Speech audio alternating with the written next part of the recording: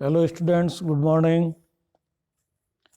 आज principles of business management में हम चर्चा करेंगे संगठन का विभागीकरण, डिपार्टमेंटेशन ऑफ ऑर्गेनाइजेशन। एक विभाग एक विशिष्ट संगठनात्मक इकाई है जिसके प्रबंधक के पास विशिष्ट क्रियाओं के निष्पादन की सत्ता होती है। यह एक कार्य समूह, वर्क ग्रुप है जिसमें समान प्रकृति की क्रियाओं का निष्पादन किया जाता है। विभागीकरण कुशल प्रबंध के उद्देश्य से सजातीय क्रियाओं का इकाइयों तथा उप इकाइयों के रूप में समूहीकरण करने की एक प्रक्रिया है। अब ये विभागीकरण की आवश्यकता क्यों होती है?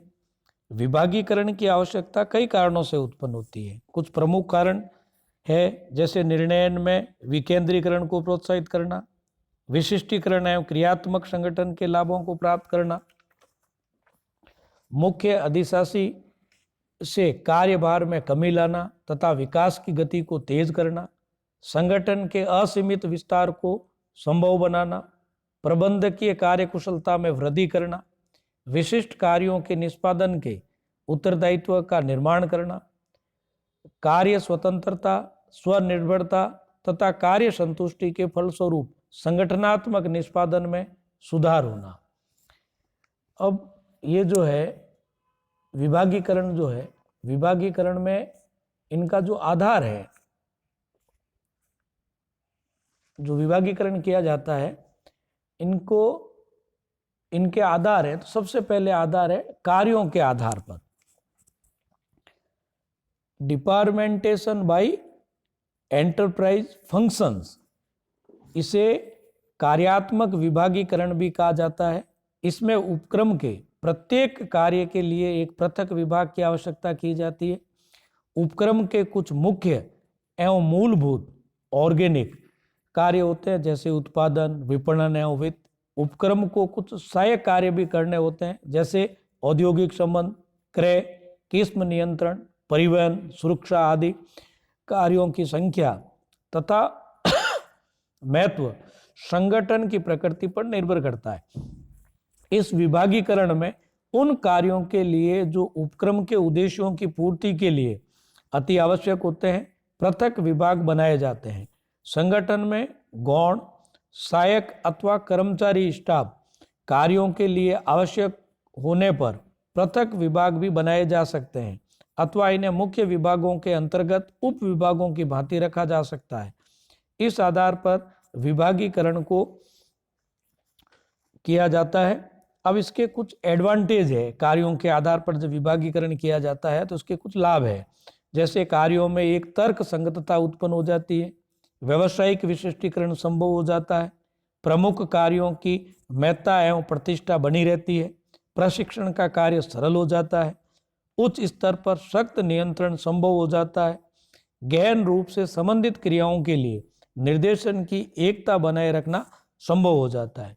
पर इस कार्यों के आधार पर जो विभागीकरण किया जाता है, इसके कुछ दोष भी है, डिसएडवांटेज भी है, कि लाभ के लिए उत्तरदायित्व केवल उच्च स्तर पर ही रहता है, सामान्य प्रबंधकों के विकास में बाधा पड़ती है, विभिन्न कार्यों के मध्य समन्वय की समस्या उत्पन्न हो जाती है, एक प्रणाली के रूप में कंपनी के आर्थिक विकास में बाधा पड़ती है और अंतर विभागीय संबंधों का जन्म होता है।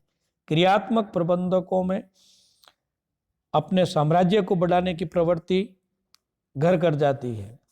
नेक्स्ट है वस्तुओं के आधार पर, डिपार्टमेंटेशन बाय प्रोडक्ट्स। जो संस्थाएं कई उत्पादों का निर्माण करती है, उनके लिए वस्तुओं के आधार पर विभागीकरण करना संभव हो जाता है। इस आधार पर विभागीकरण करने पर प्रत्येक वस्तु के लिए स्वतंत्र विभाग स्थापित करके उत्पादन के साधनों, तकनीकी कर्मचारी आदि का भी पृथक्करण कर दिया जाता है।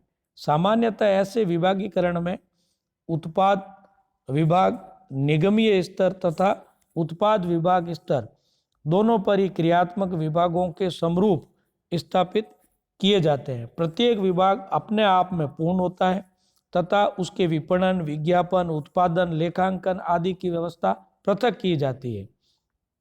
इसके कुछ एडवांटेज है, लाभ है। जैसे प्रत्येक वस्तु को समान स्तर का महत्व मिलता है, लाभ का दायित्व विभागीय स्तर पर रहता है, कार्यात्मक क्रियाओं में समन्वय सरल हो जाता है, ये सामान्य प्रबंधकों के लिए प्रशिक्षण का उचित आधार प्रस्तुत करता है, उत्पादों में विविधता तथा विकास के अवसर अच्छे रहते हैं, प्रत्येक विभाग की विशिष्ट सेवाएं, तकनीकी कौशल, उत्पाद सुविधाएं आदि प्राप्त हो जाती है। इसे वातावरण के साथ समायोजन करना सुगम होता है। लेकिन इसके कुछ दोष भी है। इस विभागीकरण के जो प्रमुख दोष है उसमें है, इसमें सामान्य प्रबंध क्षमता वाले व्यक्तियों की अधिक आवश्यकता होती है तथा प्रबंध नियंत्रण की समस्या भी बढ़ा देता है। केंद्रीय सेवाओं की लागत बढ़ जाती है। प्रत्येक वस्तु का पर्याप्त उत्पादन होने पर विशिष्टीकरण से प्रति इकाई लागत बढ़ जाती है। नेक्स्ट है क्षेत्र के आधार पर डिपार्टमेंटेशन बाय जोग्राफिक टेरिटरी। क्षेत्रीय विभागीकरण उन कंपनियों में विशेष रूप से अपनाया जाता है जिनकी उत्पादन तथा विपणन की क्रियाएं व्यापक रूप से कई औद्योगिक क्षेत्रों में फैली हुई होती है। इसके अंतर्गत किसी एक विशिष्ट भौगोलिक क्षेत्र में चलने वाली समस्त उत्पादन एवं विक्रय की क्रियाओं को एक विभाग या क्षेत्र अथवा ब्रांच मानकर उनका दायित्व एक पृथक प्रबंधक को सौंप दिया जाता है। ये विभागीकरण बैंक, बीमा कंपनियों, railway, airlines, automobile, assembly plants, श्रृंखलाबद्ध स्टोर आदि उपक्रमों के लिए विशेष रूप से लाभप्रद रहता है।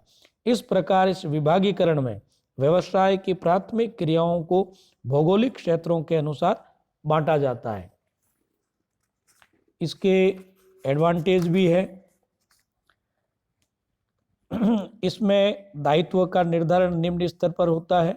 स्थानीय बाजारों एवं समस्याओं पर ध्यान दिया जा सकता है। प्रत्येक भौगोलिक क्षेत्र में समन्वय करना आसान हो जाता है। संस्था को संचालन लागत में कमी संभव हो जाती है। स्थानीय रुचियों के अनुसार उत्पादन संभव हो जाता है। सामान्य प्रबंधकों का विकास एवं प्रशिक्षण संभव है। इसके कुछ डिसएडवांटेज भी है, दोष है। प्रमुख दोष इस प्रकार है। सामान्य प्रबंधकीय कौशल को अधिक आवश्यकता इसमें पड़ती है। सेवी वर्गीय एवं भौतिक सुविधाओं के दोहराव के कारण ये थोड़ा महंगा पड़ता है। उच्च स्तर पर प्रबंधकीय नियंत्रण कठिन हो जाता है। प्रभावी केंद्रीय सेवाओं को बनाए रखना इसमें कठिन हो जाता है। नेक्स्ट है ग्राहकों के आधार पर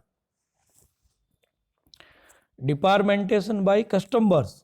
इस विभागीकरण में एक उपक्रम को इसके ग्राहकों के आधार पर विभिन्न विभागों में बांट दिया जाता है। ग्राहकों का विभागीकरण आदेशों के आकार यानी थोक और फुटकर, लिंग यानी स्त्री और पुरुष के आधार पे, उम्र, बच्चे और प्रौढ़, स्थान, स्थानीय बिक्री और निर्यात, प्रयोग, उपभोक्ता अथवा औद्योगिक प्रयोगता आदि के अनुसार किया जा सकता है। एक बैंक ग्राहकों के आधार पर जन सामान्य, व्यवसायी, कृषक एवं विशिष्ट ग्राहक आदि विभागों की स्थापना कर सकता है। इसके एडवांटेज है यानी लाभ है वो इस प्रकार है कि प्रत्येक प्रकार के ग्राहक की विशिष्ट आवश्यकताओं पर ध्यान दिया जा सकता है। प्रत्येक ग्राहक की विभिन्न क्रियाओं में पूर्ण समन्वय रहता है। ग्राहकों की प्रकृति एवं प्रकार के अनुसार विशिष्ट कौशल वाले कर्मचारियों की नियुक्ति की जा सकती है। इसके कुछ डिसएडवांटेज भी है, दोष। मंदी काल में संचालन लागत बहुत बढ़ जाती है। विक्रय के आधार पर बोनस दिए जाने पर विभिन्न विक्रय समूहों के मध्य समस्याएं खड़ी हो जाती है। विभिन्न विभागों में समन्वय तथा उनके संसाधनों का पूर्ण उपयोग करने की समस्या उत्पन्न हो जाती है। नेक्स्ट है प्रक्रिया के आधार पर डिपार्टमेंटेशन बाय प्रोसेस और इक्विपमेंट। निर्माण संस्थाओं द्वारा इस प्रकार के विभागीकरण को अपनाया जाता है जब किसी संस्था में उत्पादित वस्तु के संबंध में प्रयुक्त निर्माण प्रक्रियाओं एवं उपकरणों का एक लंबा जाल होता है, तो संपूर्ण संगठन को प्रमुख उत्पादन प्रक्रियाओं अथवा प्रयुक्त मशीनों के आधार पर विभक्त कर दिया जाता है। इलेक्ट्रॉनिक डेटा प्रोसेसिंग विभागों की स्थापना करना उपकरण संभागीकरण का एक प्रमुख उदाहरण है। प्रक्रिया द्वारा विभागीकरण करना वहाँ अधिक जरूरी हो जाता है, जहाँ उत्पादन का कार्य एक अवस्था से दूसरी अवस्था में एक निश्चित क्रम में चलता रहता है। इसके लाभ या एडवांटेज इस प्रकार है। इससे उत्पादन प्रक्रिया के प्रवाह में अत्यधिक सुविधा हो जाती है। विशिष्ट उपकरणों तथा तकनीकी कौशल का पूर्ण उपयोग संभव हो जाता है। प्रक्रिया विभाग के प्रमुख पर पूर्ण उत्तरदायित्व रहता है। वह विभागीकरण सरल है तथा व्यापक रूप से प्रयुक्त होता है। निर्माणी प्रक्रियाओं में मितव्ययता आ जाती है। उपकरणों का प्रभावी अनुरक्षण संभव होता है। संयंत्र अभिन्यास में भी सुविधा होती है। इसके कुछ डिसएडवांटेज भी है। दोष इस प्रकार है कि विभिन्न विभागों के मध्य समन्वय की समस्या जटिल हो जाती है। प्रक्रिया विभागों को लाभ उत्तरदायित्व नहीं सौंपा जा सकता है। सामान्य उपकरणों का दोहराव बढ़ता है। कई बार माल की बर्बादी एवं जो अकार्यकुशलता बढ़ जाती है। विभिन्न विभागों के प्रबंधकों में विवाद उत्पन्न होते हैं। उनके कार्य निष्पादन की तुलना भी संभव नहीं होती है। लास्ट है इसका संयुक्त आधार पर।